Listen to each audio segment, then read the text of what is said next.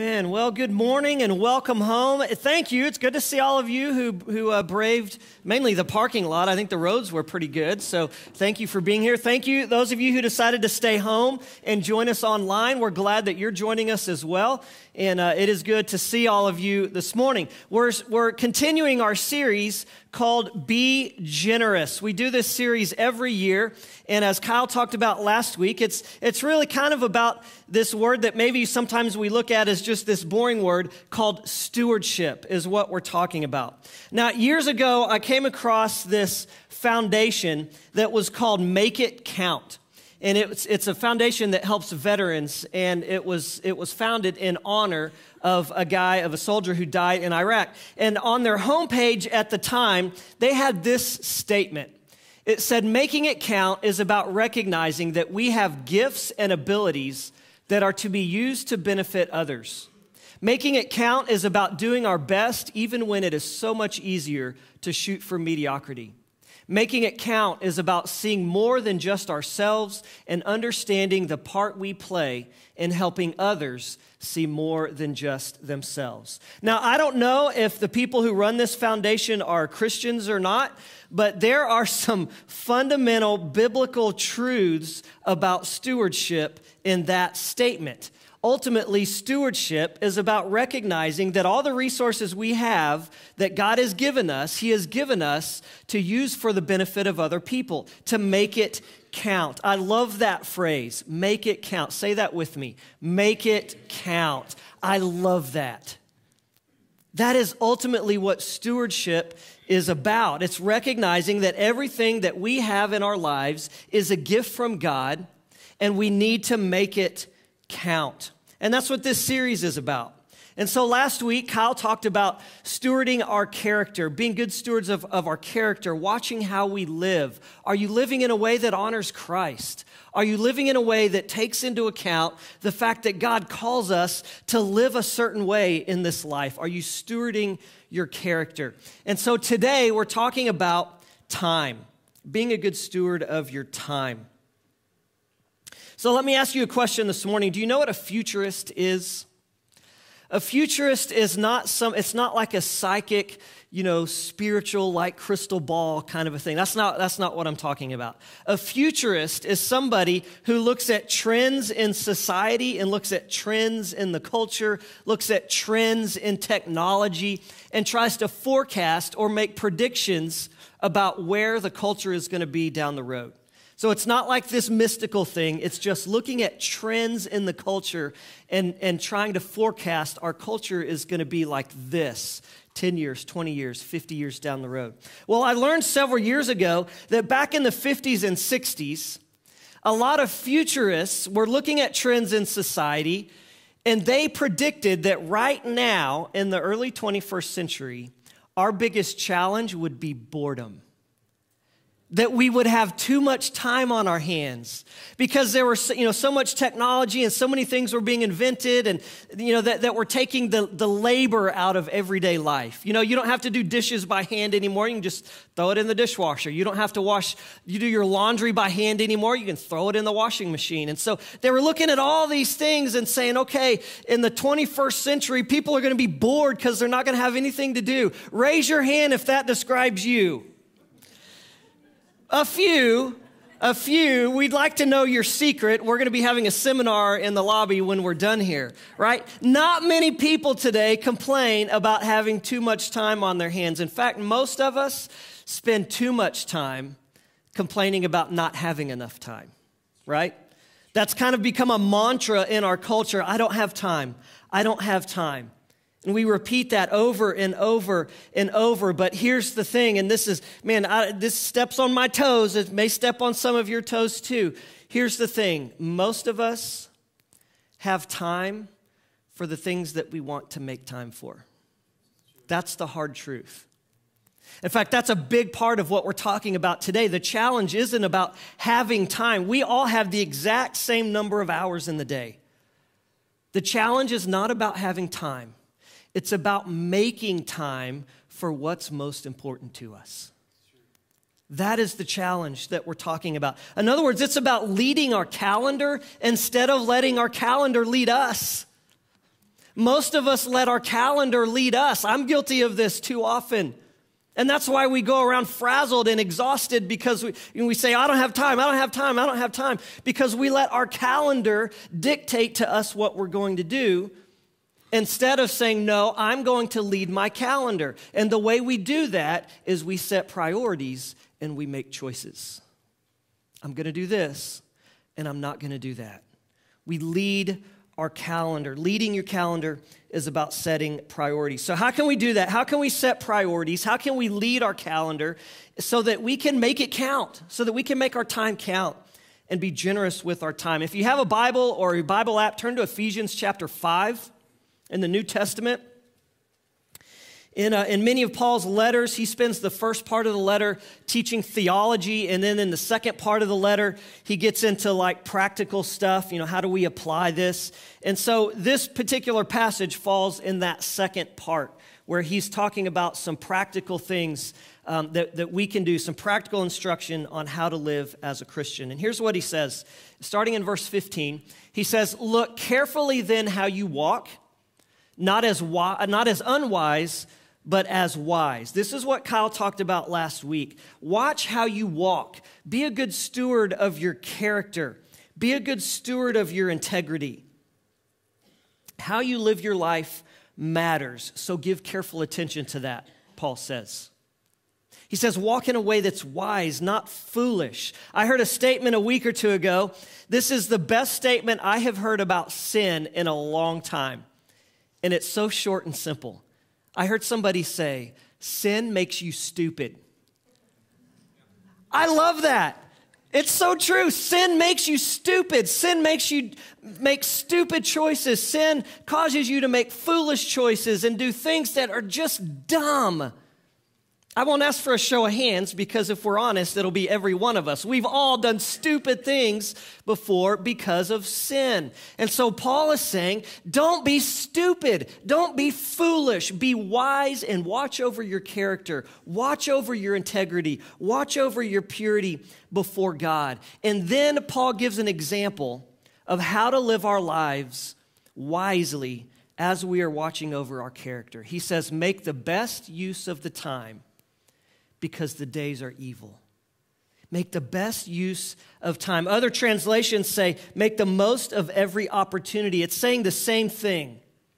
As you are watching over your character and watching over who you are, make the most of your time and your opportunities because the days are evil. You know what he means when he says the days are evil? That's kind of a veiled reference to the fact that Jesus is coming back. Maybe we don't talk about that enough. Jesus is coming back. Jesus is coming back. Now, the older I get, the shorter the list has become of things that I think we can say with absolute certainty about the second coming. Right? I mean, the fact is, none of us know. None of us know when it's going to happen. I tell people all the time, the more charts and graphs a dude has on the wall behind him, probably the less attention you need to pay to him, okay? None of us have it figured out. But on the short list of things that we can say with absolute 100% certainty about the second coming, at the top of that list is that it's going to happen. Jesus is coming back. Our time is short. Paul is telling us time isn't going to last forever. It is running out on all of us. Every single one of us in this room, every single one of us watching online, we're either going to die or we're going to see Jesus come back. That's it. That's the only two options. None of us are going to live forever, not in this life as we know it. And so in light of that, Paul says, make the most of the time that you have. And then he goes on and he says, therefore, do not be foolish, but understand what the will of the Lord is. Therefore, that's a connecting word. It kind of means in light of what I just said, do this. And so in light of the fact that our time is short, don't be foolish. There he's repeating that. But understand what the will of the Lord is. Don't live foolishly. understand what God's will is. Paul is telling us here that God's will is that we use our time wisely, that we make it count, because our time is short. So if I could summarize or paraphrase these 3 verses, here's what I would say. God's will is that you watch over your character. As you watch over your character, be wise by how you use your time, because our time is short. As you watch over your character, God's will is that you use your time wisely, because our time is short. Our time is short. So how do we do that? How do we do that? Paul likes to go from theological to practical, so that's what we're going to do in this message. I want to give you 3 principles, 3 practical principles to help us use our time well and to make our time count. And so the first principle is view all of your time as God's. View how much? Say that again with me. All. View all of your time as God's. So let me use a financial illustration here. And Kyle's going to be talking about financial stewardship in a couple of weeks. So I don't want to steal too much of his thunder, but there's a lot of crossover between how we manage our finances and how we manage our time. So in finances, if I tithe, that means that I give 10% of my income. That's what the word tithe means. It means 10%, right? And over the years, I've heard a lot of people say, well, you know, that 10%, that's God's money. And I know what people mean when they say that, but that's not really theologically correct. If I view 10% as God's money and the 90% as my money, I'm probably not going to manage the 90% well enough to be able to give God the 10%. It's all His. Everything that I have is His. Every dollar that I have is His. And the same is true of our time. If I view going to church, serving in the church, reading my Bible, praying, anything like that, if I view that as God's time and everything else as my time, then I'm probably not going to manage my time well enough to give God His time. Am I making sense? That's kind of a mouthful. I've got to view it all as His time. It's all a gift from Him. God breathed, He breathed breath into my lungs. He placed me in this world. He created me within the confines of time, which He created Himself. And so all the time that I have is a gift from Him. Not just the time that I spend doing, quote, spiritual things. If you want to lead your calendar and make your time count, you have to start with this. Nothing else really matters if we don't get this one right. It's all His time. View all of your time as God's. Second principle, know the value of no. Know the value of no. Again, let me talk just a little bit about finances. I've told people for years, the most important skill in managing your money well isn't math. It's telling yourself no. Right? That's the most important skill to have in managing your money well, is telling yourself no, or sometimes telling other people no. And it's true of time also. Sometimes we look at people who manage their time well and we think, oh, they must have really strong administrative skills, or they must be really organized. Well, maybe, but most likely they're just good at saying no. They're good at telling themselves no. They're good at telling other people no. Sometimes you got to be able to say no. You can't do everything. And mamas and daddies, your kids can't do everything either. They can't.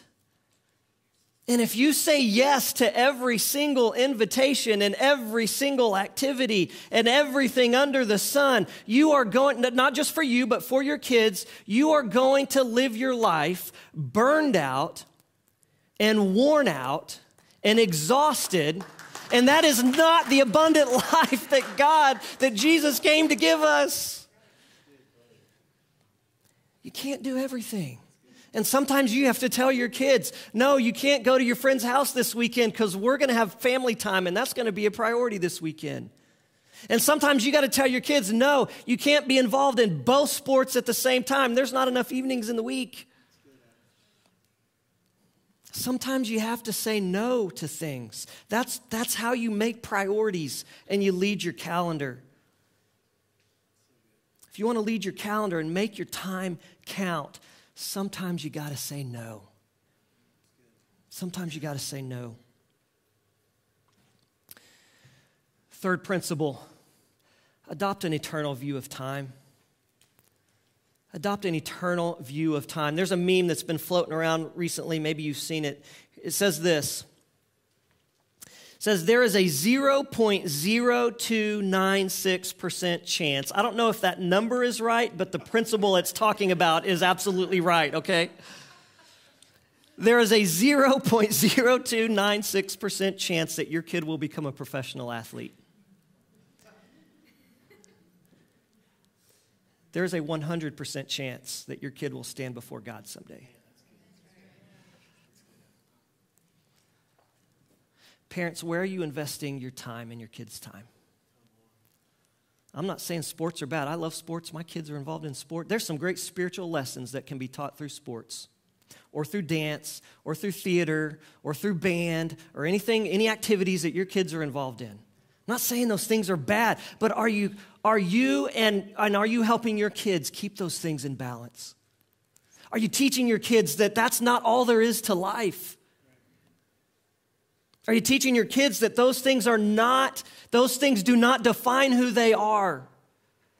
Are you teaching your kids to let Jesus and his love for them define who they are?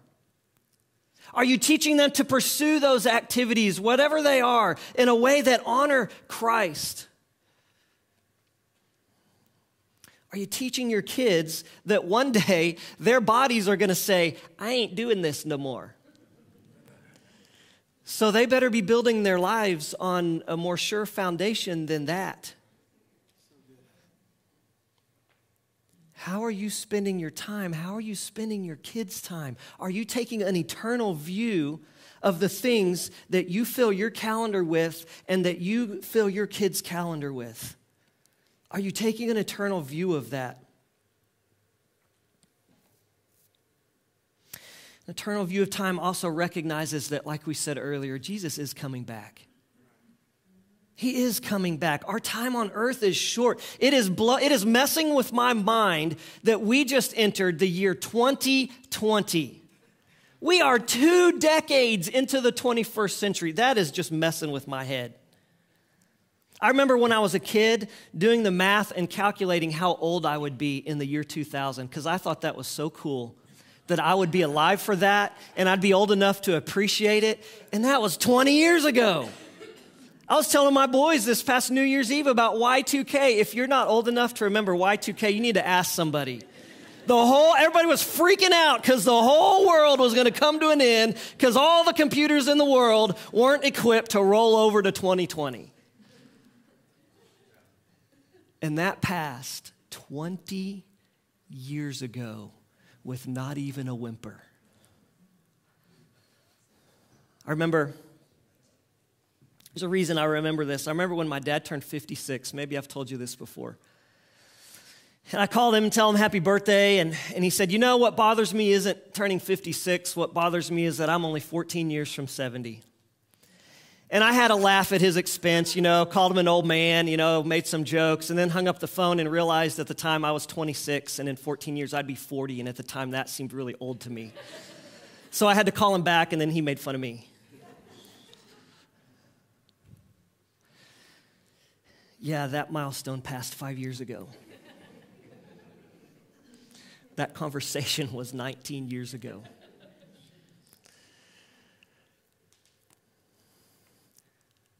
The older I get, the more I appreciate this verse from James.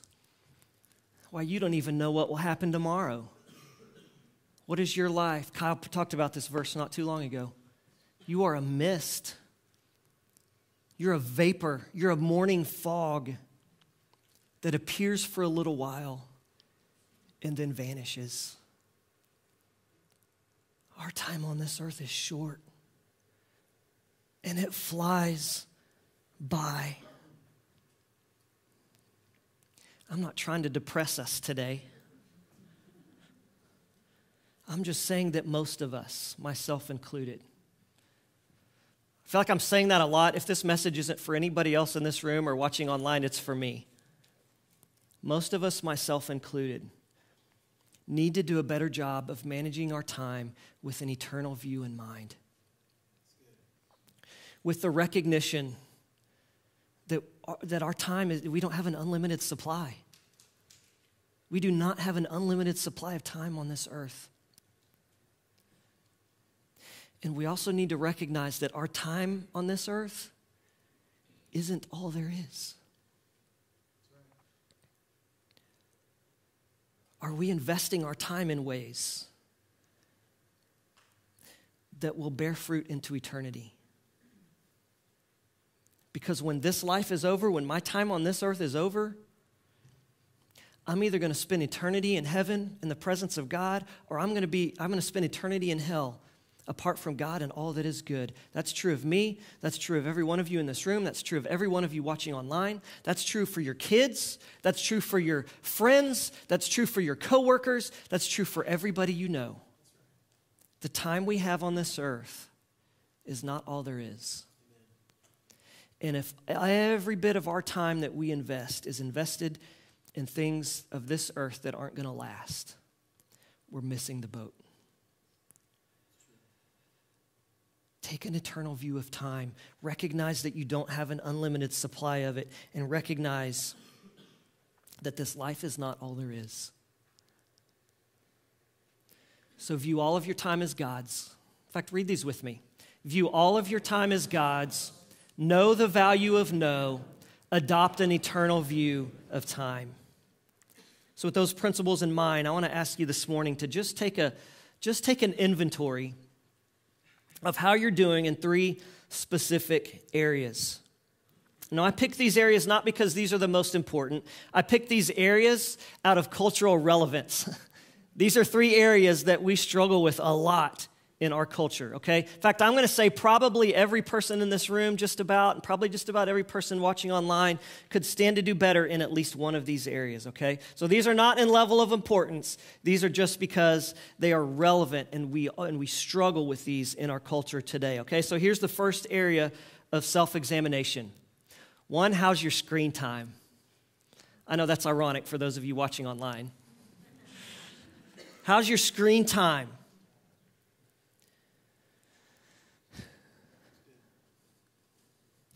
I'm not saying screens are bad. I'm not saying phones are bad or laptops are bad or the TV is bad. Sarah and I, several years ago, we were at General Assembly, which is this event that happens every 4 years in the Nazarene Church. And Nazarenes from all over the world gather together for worship and seminars, and they conduct business of the denomination. It's like 2 weeks long. And so Sarah and I were there for part of it at the last one, and we were really excited to go to this seminar on parenting. And we got there, and about halfway through it, we were thinking, we're not sitting close enough to the door to leave discreetly. We were really disappointed because all the guy talked about was how evil screens are, right? You shouldn't have a TV in your house, he was saying. You shouldn't have a smartphone. Your kids shouldn't have a phone at all. Now, if you have that conviction, then live by that, but I don't, and neither does Sarah. So I'm not saying screens are bad, but they can suck your time away like a vampire, can't they? How's your screen time? Are you keeping it in balance? That's really the key to what we're talking about. Are you keeping it in balance? Here's a thought. Here's a couple practical thoughts. Families. We don't do this every night. We don't. I don't want you to think we're like this Beaver Cleaver family that does this every night. But we try to make a priority at least several nights a week to turn the screens off and sit around the table and eat our supper together as a family. Families, what if let's just talk baby steps. What if you decided to make it a priority just one night a week to clear off your supper table of all the junk that you pile on it because you don't use it for anything else, and say, you know what, one night a week, all the screens go off, and we're going to sit around the table as a family, and we're just going to have supper. And we're just going to talk about our day, and we're going to talk about our week, and we're going to have some laughs, and we're just going to eat together. What if just one night a week you made that a priority? to turn the screens off. Couples, we talk about this in the All-Star Marriage Conference and in the All-Star Date Night, which, by the way, the next one is coming up soon. You can sign up at the information desk. There's my shameless plug. Couples, what if you made it a priority to say, we're going to spend 1 hour a week, whether that's in one block of time or 10 minutes 6 days a week or 15 minutes 4 days a week, whatever you need to do. What if you said, as a couple, we're going to spend 1 hour a week with no screens, just the two of us, just spending time together and talking. Sit around the table after the kids go to bed. Take a walk together. Do something where you turn all the screens off and you just spend some time together. What if you made that a priority? What might that do for your marriage? How's your screen time? They're not evil, but they can suck our time away like a vampire if we're not careful. Second area, are you getting enough rest? Are you getting enough rest? Now, if that feels like a curveball, like that's kind of a weird thing to talk about, that's probably because in our culture, we think rest is for sissies, right? We don't view that as a good way to spend time. That's not managing your time well. No, in our culture, it's all about work ethic. You got to roll your sleeves up, and you got to work hard, and you got to you're tired, quit your whining and keep working. Well, there's a time for that. And I'm all for a work ethic, and I'm all for teaching our kids to have a work ethic.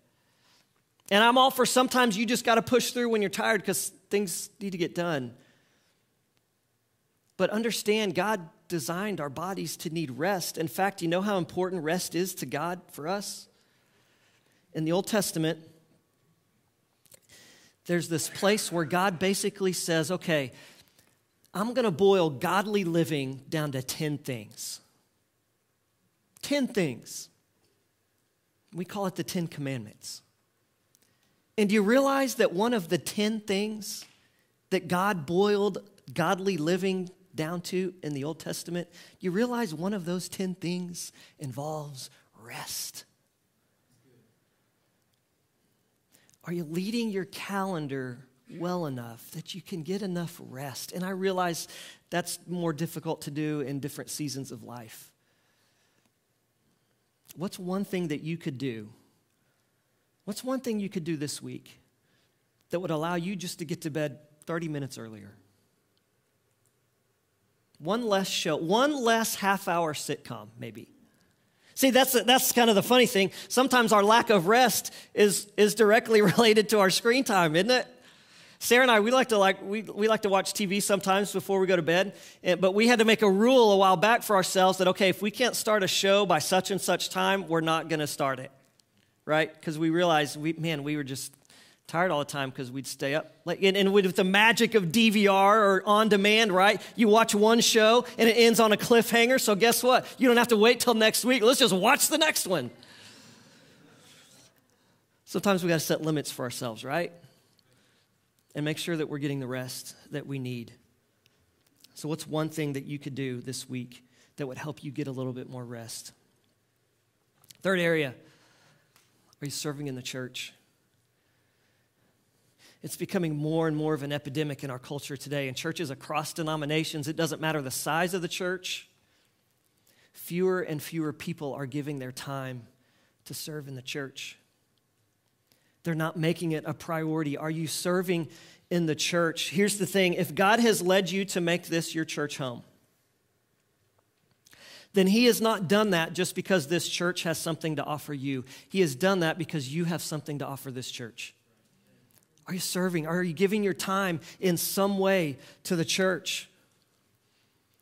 We have so many ways to get involved. Did you know that once a month our church serves over at the Lord's Diner? If you're not familiar with the Lord's Diner, it's a place where anybody can walk in and get a free meal 7 nights a week, 365 days a year. Our church does that once a month. We work that. I don't think Carla Thompson is. Carla, stand up.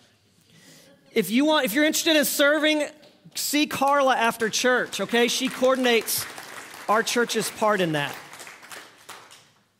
You can serve that way. You can serve. We are always looking for greeters. Angie, stand up. Please, sorry, I didn't tell them I was going to do this. Angie coordinates our greeters. Go see Angie after church if you want to serve as a greeter. We always need greeters. We're always looking for nursery workers. Sharon, stand up.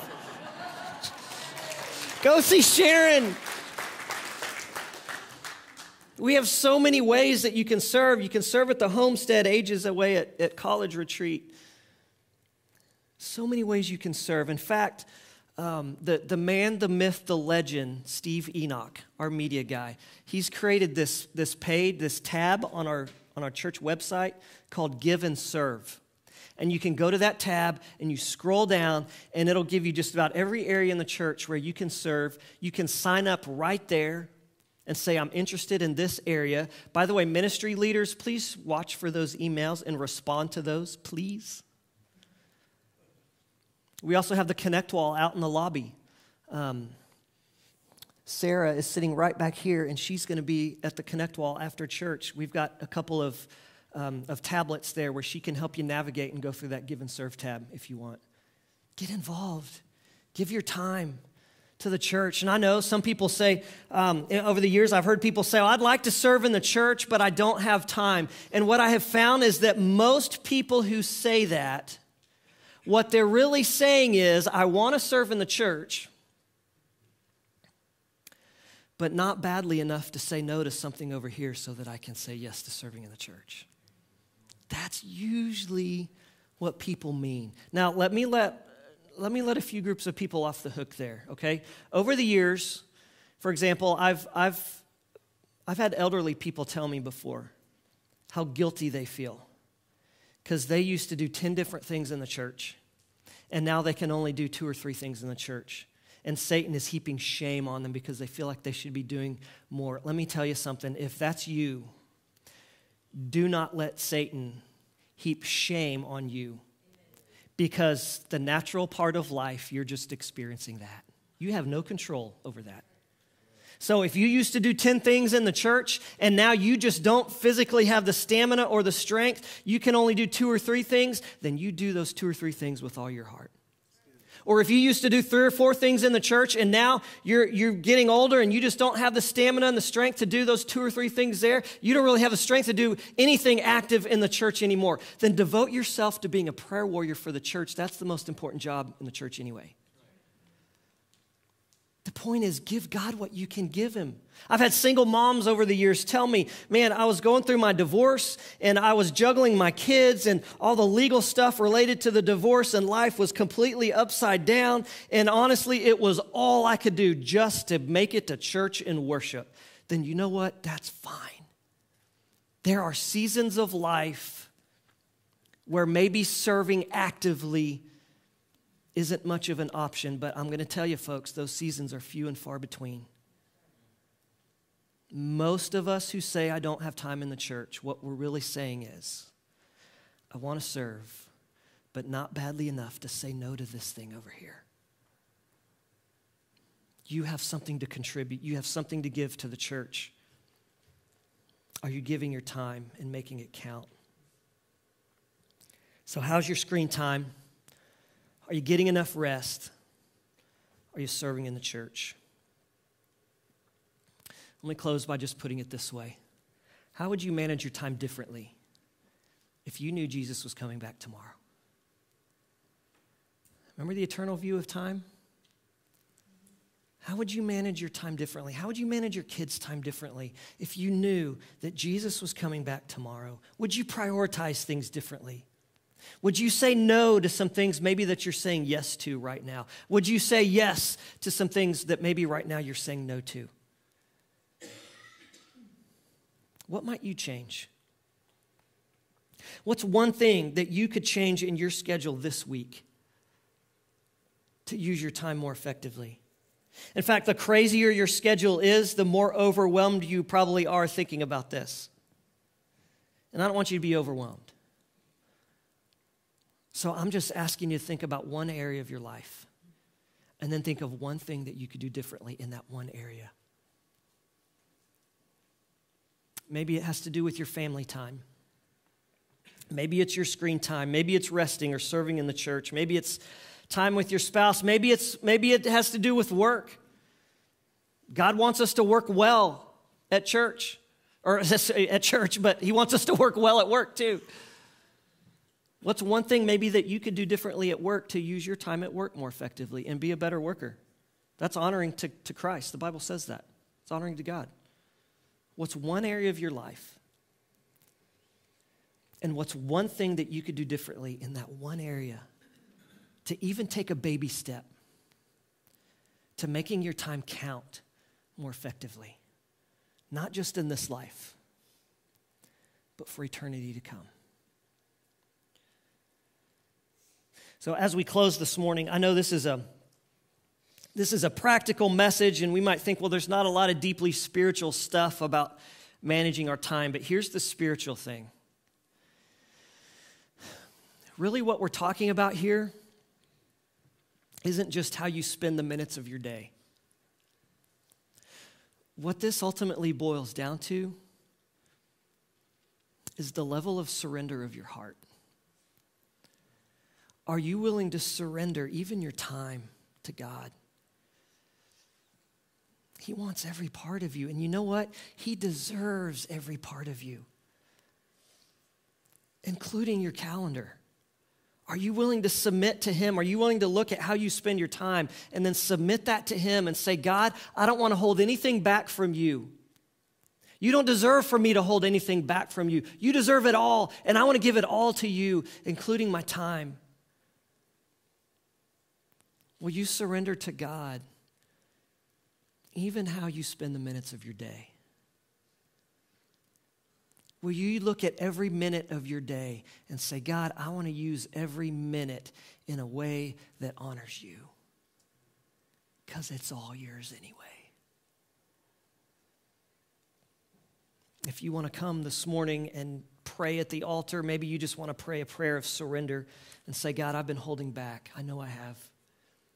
If you'd like to pray with me or with Pastor Kyle, Pastor Garrett is sitting here. What do you need to do to surrender your time completely to God today? Father, we do thank you. We thank you for your grace and your love in our lives. We thank you for putting breath in our lungs. We thank you for giving us the gift of time.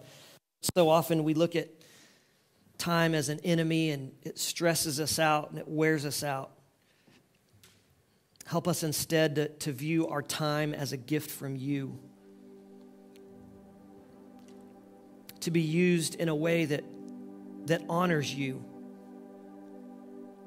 Father, give us the courage to rearrange whatever we need to rearrange. And most of all, Father, give us hearts that are completely and totally surrendered to you, including our calendars.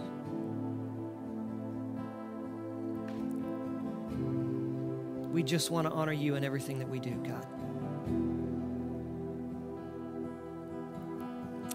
We pray this in Jesus' name.